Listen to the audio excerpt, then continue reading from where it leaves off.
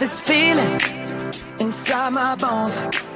It goes electric wavy when I turn it on. I think Francona's experience with the Red Sox allowed him to realize what he could do with those built-in off days.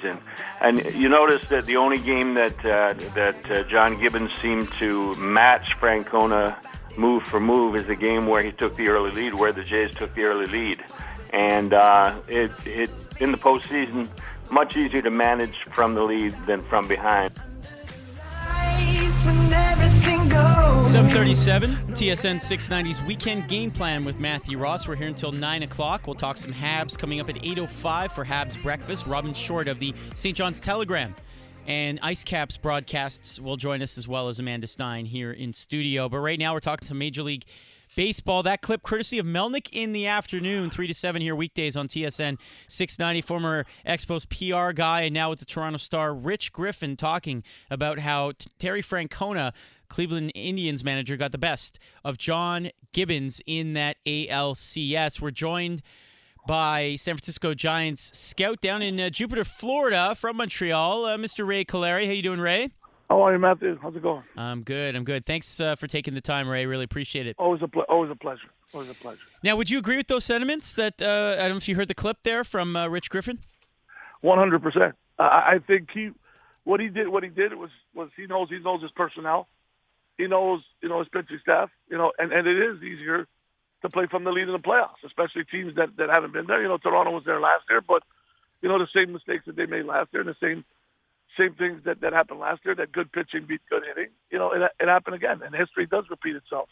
I'm not taking nothing away from what the Blue Jays did this year, but they were outclassed with the pitching, but what you have to look at is one not surprising note, but a good note is that their pitching was outstanding also. Their starting pitching was good. Estrada, and all them guys their starting pitching was good. They just got outfoxed, and the big boppers didn't hit. It's unfortunate, and now we'll see what's going to happen with the Blue Jays. Going forward, is this team going to dismantle, or they're going to go try again? Because I see some good things. Do you think they'll make a managerial move?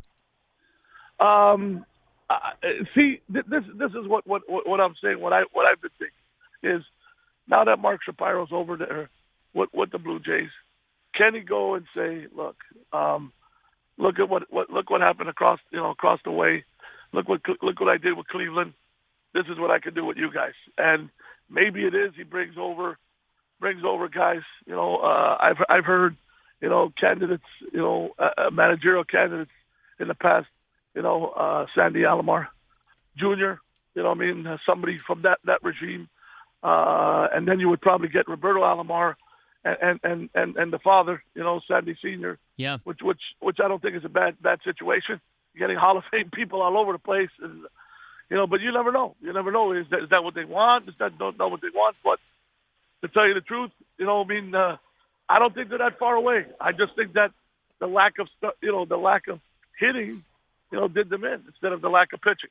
Yeah, amazing, isn't it? I mean, you look at the team last year, it was hitting and they needed maybe another arm, and this year the pitching's phenomenal, and the once proud bats kind of drop off. But Donaldson, you can't blame Donaldson, that's for sure. Is he top 5 for you in Major League Baseball, top 3, and just in terms of all-around player and a guy you'd start your franchise with?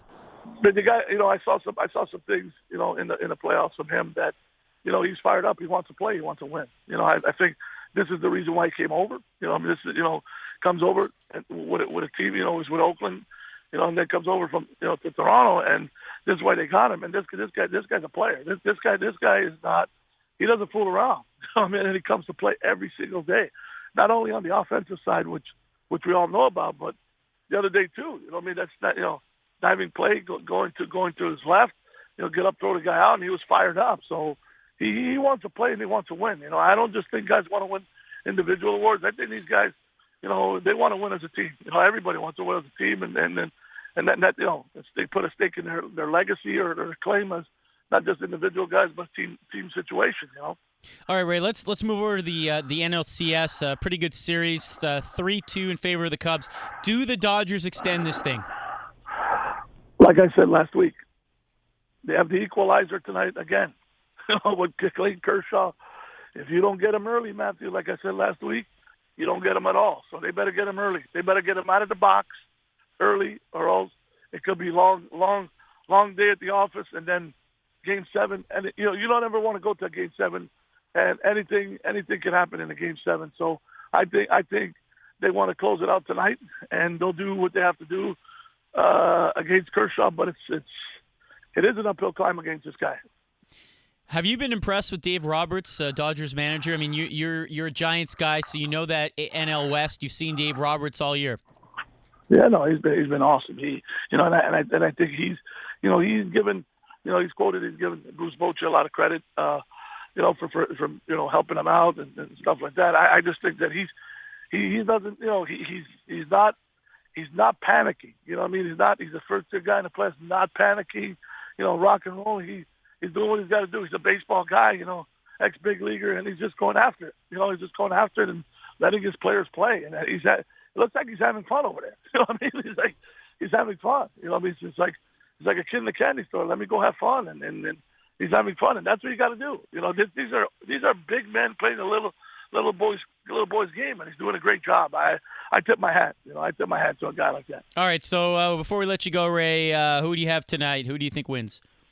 To me, I'm gonna say, like I said, it ain't complicated. You don't get Kershaw early, you're not gonna get him at all. I think we're going to Game 7, and then let the chips fall where they may.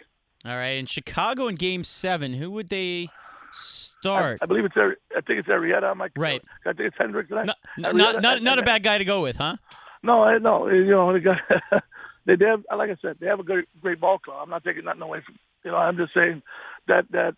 He's got to rebound. He hasn't pitched that well in the playoffs. He's pitched good enough to win, but he can rebound, and he can equally be a racer type guy in the playoffs too. He is Ray Callari. Ray, thank you so much for taking the time. Thank you, Matthew. It's always a pleasure, buddy.